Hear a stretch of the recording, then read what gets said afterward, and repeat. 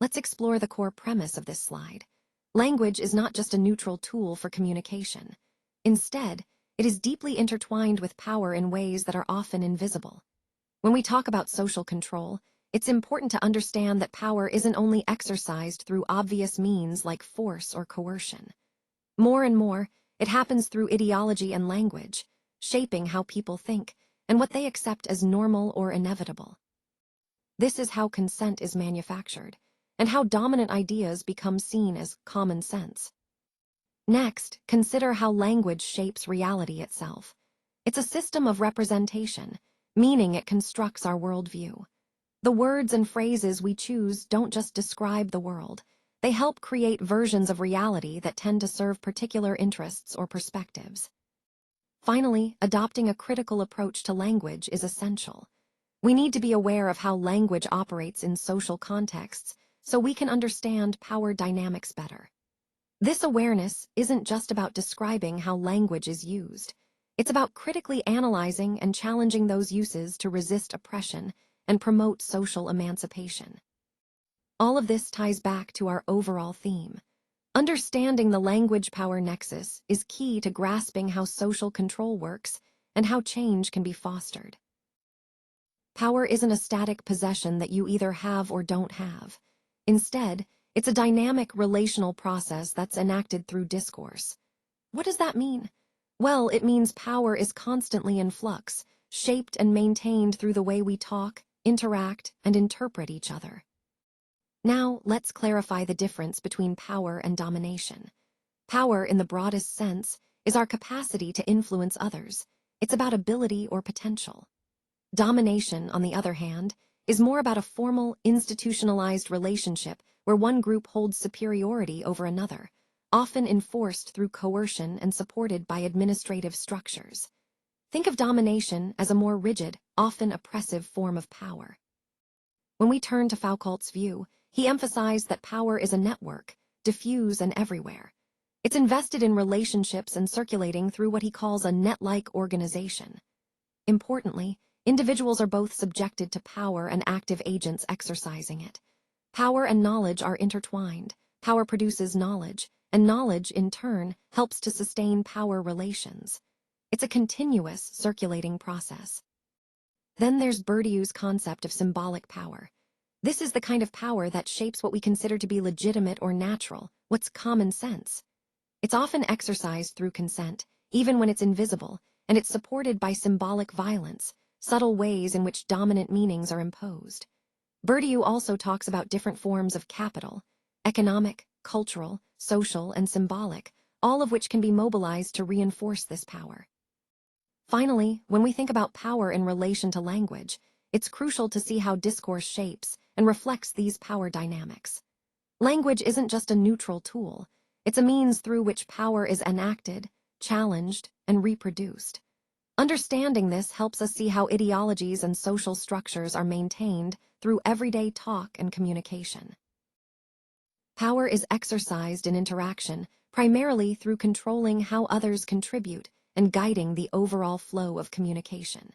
When we talk about control over interaction, it's about how more powerful participants can influence or constrain less powerful ones using different conversational strategies. For example, turn-taking and interruptions are key tools here. While interruptions aren't always a sign of dominance, they can be used to take the floor, shift the topic, or even silence someone else. And in institutional settings, like a courtroom or a classroom, the rights to take the floor are often unequal, giving more power to specific participants. Topic control is another important aspect. Powerful actors can set the agenda, deciding what's relevant or off-limits, and they can disallow contributions that don't fit their agenda. This way, they shape the conversation to serve their interests. Questioning and formulation also play a big role. The ability to ask questions isn't equal in every context, for example, between a doctor and a patient or a teacher and a student. The more powerful person often controls the questions, and they can also rephrase or reword what someone else has said, what we call formulation, to control the meaning and limit what others can say next. So overall, power in discourse isn't just about what is said, but but how the flow of talk is managed and shaped by those who hold more influence. It's a subtle but powerful way that language in interaction reflects and reinforces social hierarchies. Power shapes the very systems of language use and determines who gets to participate in them. When we talk about the order of discourse, as Foucault describes it, we're referring to how the entire configuration of discourse types, genres, and their relationships in society are structured by power relations. These orders of discourse are often hidden but have a profound effect on what can be said, where it can be said, and by whom. Now, moving to standardization as an act of power, this is about how one language variety becomes the standard. This process isn't random. It's driven by the power of its speakers. When a language variety is designated as the standard, it gains overt prestige, which means it's seen as more legitimate or desirable. Meanwhile, other varieties are often stigmatized, which can lead to social disadvantages for their speakers. Finally, let's consider constraints on access to discourse. This is a crucial way that power is exercised, by controlling who can access certain prestigious genres or forms of communication. Access isn't evenly distributed. Members of the dominant group tend to have more cultural capital, making it easier for them to participate. Formality and specialized jargon are key mechanisms here. They create barriers that generate awe and reinforce social hierarchies. So overall, what we're seeing is that power is deeply embedded in language, shaping the rules, the access, and the prestige associated with different forms of discourse. It's a way of maintaining social structures and privileges through language itself. Language is the primary site where ideology, which is a system of beliefs, values, and worldviews, operates and becomes naturalized in our daily lives. When I talk about ideology, I don't mean just false consciousness or some false idea, but rather a structured set of ideas organized from a particular point of view. It shapes how we see the world and helps establish and maintain unequal power relations and domination. In fact, ideology is one of the main ways that consent is manufactured, making us accept certain social arrangements as normal or natural. Now, the interesting thing about ideology is how it becomes most effective when it's least visible. It's when these ideas are taken for granted, when they seem like common sense, that they really influence us without us even realizing it. Our everyday language, for example, relies heavily on assumptions that are often unquestioned. These assumptions serve as a primary vehicle for naturalizing ideological beliefs, making them seem like just the way things are. Let's talk about how language choices work as ideological tools. First, we have lexical choices, or the words we pick. For instance, calling someone a terrorist versus a freedom fighter, or a refugee versus an illegal immigrant, constructs very different realities. These words carry loaded meanings and reflect underlying ideologies. Then there's the use of metaphors. Metaphors shape how we understand complex ideas. For example, describing argument as war, saying, "He attacked my position," or "we're fighting over ideas," makes the process seem combative and confrontational. But at the same time, metaphors can obscure other perspectives by framing issues in a way that feels natural or inevitable. So, in summary, language is not just a neutral tool. It's a powerful means through which ideology operates, becomes naturalized, and influences our perceptions. Recognizing these linguistic choices helps us see behind the surface and understand how power and ideology are embedded in our everyday communication. Now, let's explore how grammar offers us different ways to represent who does what to whom. And it's important to recognize that these choices are not neutral. They carry ideological implications. Halliday's transitivity analysis is a powerful tool to help us uncover these underlying messages. One key aspect is agency and responsibility. The grammatical choices we make can either highlight or hide who is acting, which is significant because it influences how we perceive responsibility. For example, when we say, "Police shot the protesters," the active voice clearly assigns agency to the police, making them responsible for the action. In contrast, if we switch to the passive voice and say, "The protesters were shot by police," the police become backgrounded as the agents, and sometimes the agent can even be omitted altogether, as in, the protesters were shot. This completely removes the explicit responsibility from the sentence, which can be quite ideological in nature. Another important concept is nominalization, where we turn verbs or adjectives into nouns. This is common in bureaucratic and academic language. For instance, changing "the company decided" into "the company's decision" makes the action seem like a static fact rather than an ongoing, contingent process involving specific actors. The ideological effect of nominalization is that it can obscure agents, time, and modality, making propositions appear more objective and less open to challenge. This subtle shift in language can significantly influence how information is perceived and understood. So, by understanding these grammatical choices, whether through active or passive voice, or nominalization, we can better see how language shapes power and responsibility in communication. Let's talk about how genres are more than just categories of language. They are socially recognized ways of achieving specific communicative purposes. In fact, having control over these powerful genres can be a form of power itself, representing cultural capital within institutions.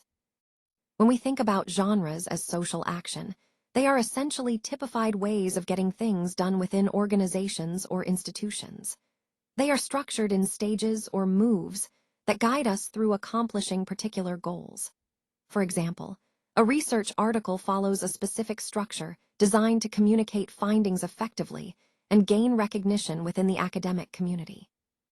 Focusing on academic and professional genres, we see that research communities develop hierarchies of these genres. Some are considered more prestigious, like research articles or monographs, while others, like review articles or book chapters, are viewed as less so. These hierarchies influence reputation and authority within the field. Additionally, there are many occluded genres, those that are essential, but often hidden from outsiders or newcomers. Think about peer review reports, grant proposals, or tenure evaluations. These genres are crucial for institutional processes, and controlling them means holding significant institutional power. Finally, we see the concept of generification, where administrative and academic life is increasingly structured around standardized genres. Examples include performance evaluations or 5-year plans. This trend leads to greater regulation, control, and bureaucracy, shaping how work is organized and how authority is exercised. Overall, this slide highlights how genres are not just tools for communication.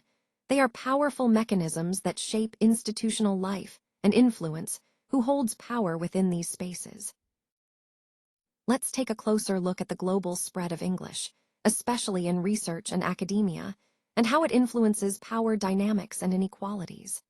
The dominance of English, often called the hegemony of English, is a highly debated issue. It creates an asymmetrical power dynamic between native and non-native speakers, which can marginalize those who are not native English speakers. This can lead to a lack of rhetorical diversity, resulting in what some call a monoculture of the mind, where diverse ways of thinking and expressing are overshadowed by a single linguistic norm. It's important to note that this shift toward English isn't uniform across all disciplines. For example, in science, technology, and health sciences, English is predominantly used. However, in the humanities and social sciences, other languages still retain significant importance. So the language landscape varies quite a bit depending on the field. Now, within the research community, there's another layer to consider, namely, the distinction between experienced senior researchers, or SRs, and less experienced junior researchers, JRs. For SRs, knowing the academic conventions, genres, and norms of their field comes with experience. They know the ropes. But for JRs, especially those who are non-native English speakers, this can be doubly challenging. They're navigating not only the complexities of research, but also language barriers and unfamiliar conventions. Finally, let's talk about globalization.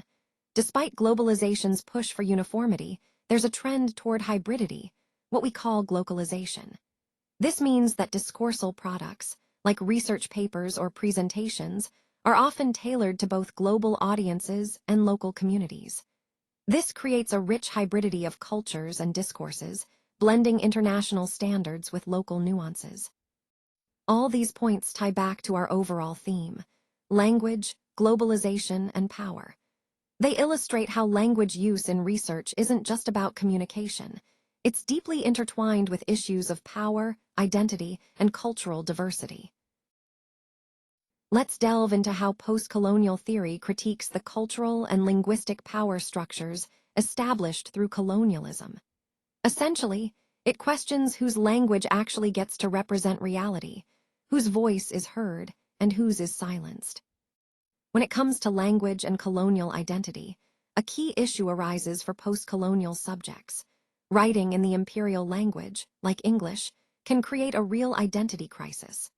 Language isn't just a tool for communication, it's a site of resistance.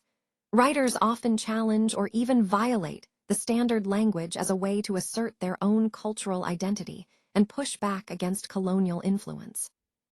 Now, moving to the power of academic discourse, there's a critical point here about the language used in scholarly work. Sometimes, post-colonial scholars employ very obscure, jargon-heavy language. While this might seem sophisticated, it can actually serve as a kind of reverse colonialism. Instead of making ideas accessible, it can mystify and obscure, silencing the very voices, what we call the subaltern, that these scholars aim to represent and empower. Finally, there's the issue of authenticity and position.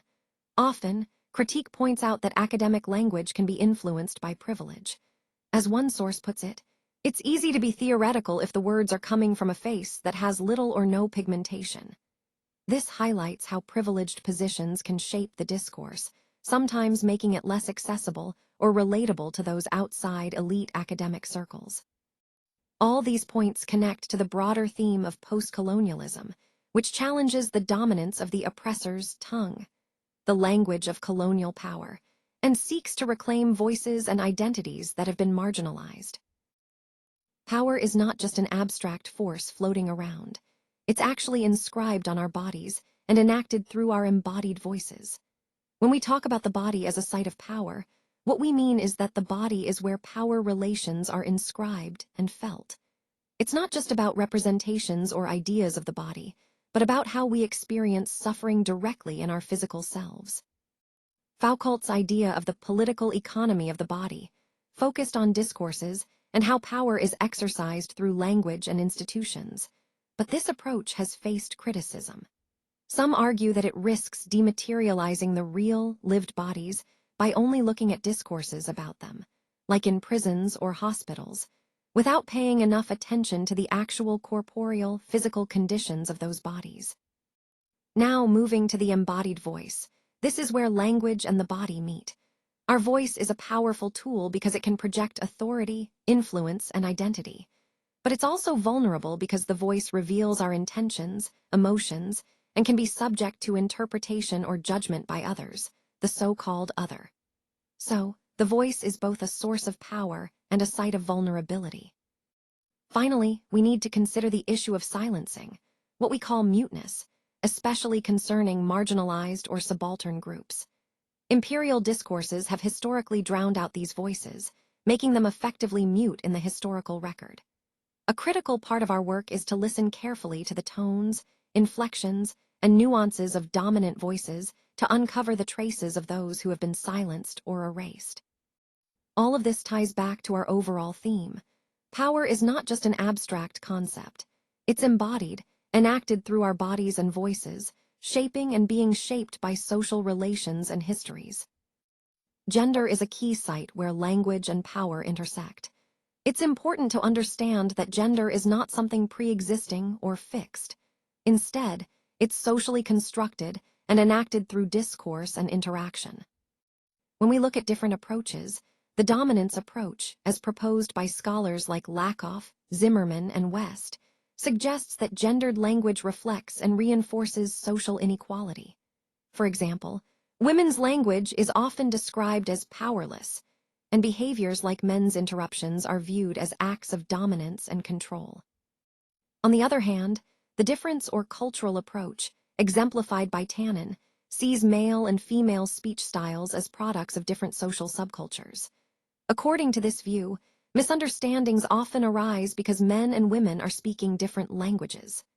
However, this perspective has been criticized for downplaying the role of power dynamics in communication. Another key point is that features once labeled as women's language, such as tentativeness or tag questions, are often more closely related to social status or specific roles, like being a manager or facilitator, rather than strictly to gender. This highlights that power and status play a crucial role in how language is used and interpreted. Finally, from a social constructionist perspective, gender is something we actively do or perform in everyday interactions. Our language choices and participation in various communities of practice shape our gender identities. While language is a resource for performing gender, it's also constrained by social norms and expectations. So overall, understanding how gender, language, and power are interconnected helps us see that language isn't just about communication. It's a tool for negotiating social hierarchies and identities. Language is much more than just a tool for domination. It's also a vital space for resistance, struggle, and social change. When we talk about discourse as a site of struggle, what we mean is that power is never absolute. It's always being contested and challenged. Ideological battles often happen through language, shaping how groups see themselves and others. Now, this brings us to the idea of counter-discourses and repositioning. Subordinate groups aren't just passive. They can develop their own ways of speaking back to dominant ideologies. They can create new discourses that challenge the status quo. People aren't just shaped by ideology. They can also be repositioned by new ways of talking, finding new language to express their experiences. Stuart Hall's model is really helpful here, showing how messages can be decoded in dominant, negotiated, or oppositional ways. This leads us to the concept of agency and strategic genre use. Members of a community, especially experts, can intentionally manipulate and innovate genres to serve their own purposes. Conventions aren't just strict rules, they're resources we can exploit. This is especially important for junior scholars, who can learn to read and produce texts that are less silenced and more open to alternative voices. Overall, this slide highlights that resistance and agency are always present in language. They remind us that language is a powerful tool, not just for control, but also for challenging that control and creating social change. Language is never neutral. It's a powerful tool that we use to exercise, maintain, and even resist power, often in subtle or overt ways. Power itself is relational and discursive, meaning it's built through interactions and is embedded in the conventions of language, genres, and institutions we navigate daily.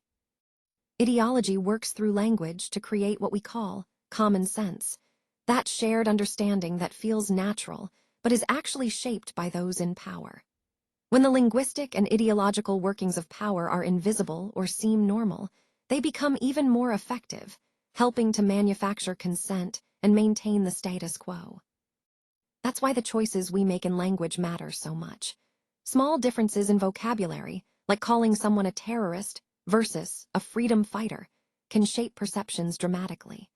Similarly, grammar choices, whether we use active or passive voice, can shift who is seen as responsible or empowered. These choices in genre and style impose a particular version of reality, often with significant ideological implications. Language is also a site of social struggle. Dominant discourses can be challenged through conscious and strategic use of words. This demonstrates human agency, the ability to act, and shows how language can be a tool for social change. Critical awareness of these processes is essential. It's a step toward emancipation and transforming the power structures embedded in our communication.